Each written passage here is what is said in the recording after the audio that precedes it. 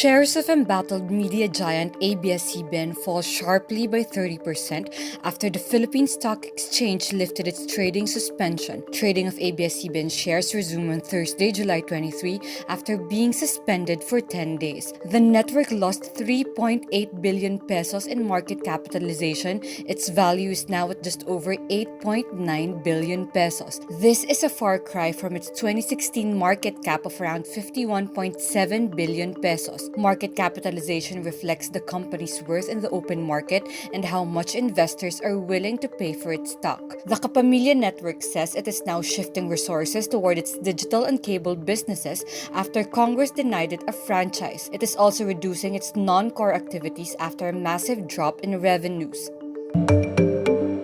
There are now a total of 15 petitions against the anti-terror law filed in the Supreme Court. 4 new petitions are filed Thursday, July 23, with at least 2 more groups expected to follow in the coming weeks. The first group, represented by the Free Legal Assistance Group or FLAG, is comprised of Senators Francis Pangilinan and Laila De Lima, Quezon City Representative Kit Belmonte of the opposition bloc, with Constitution framers Florangel Braid and Ed Garcia as petitioners. Signing as co-petitioners former Senators Serge Osmeña and Bobby Tañada, former senatorial candidates Chel Jokno and Erin Tañada, journalists Rappler CEO Maria Ressa Chay Hofelenya, and Inquirer columnist John Neri and former Human Rights Commissioner Eta Rosales. The second group, led by the National Union of Journalists of the Philippines, are joined by national artist Benvenido Lumbera, journalists Ces Drelon and Luis Chodoro in filing their petition. The third petition comes from youth groups and student organizations from De La Salle University, Ateneo de Manila University, University of the Philippines Diliman, and University of Santo Tomas, and the fourth petition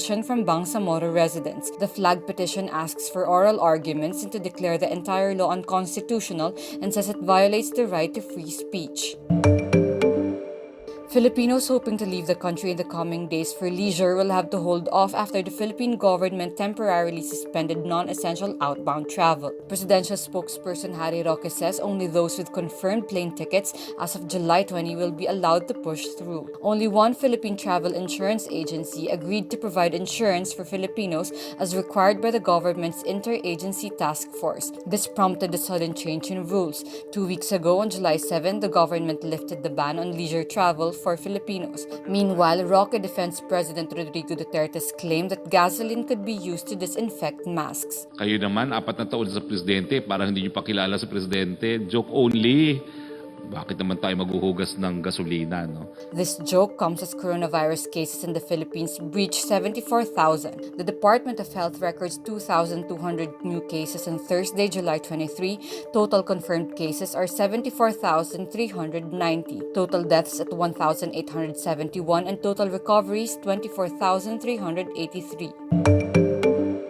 High-profile inmates in the new Bilibid Prison died within days of each other. Rappler obtains documents containing a list of those who died from March 4 to July 21. On the list are Chinese drug convicts Zhang Zhuli, who died May 30, and Jimmy Kinsing Hong, who died June 1 with the same cause of death as Zhang. But Hong's name does not appear in Bucor's 21 COVID deaths list. On July 18, drug convict JB Sebastian was pronounced dead on arrival due to acute myocardial infarction, COVID-19. Rappler found in earlier investigations that dozens of prisoners died without ever being tested, raising questions about limited testing in prison facilities and concerns about not getting a full picture of the state of infection in prison. A total of 476 convicts have died in Bucor custody in 7 months. Meanwhile, over 100 detainees in Philippine National Police stations died from March 16 to June 30. Data from the PNP Internal Affairs Service shows out of the 131 deaths, 4 are due to COVID-19. This contradicts an earlier claim of the PNP that they have no detainees who contracted the disease.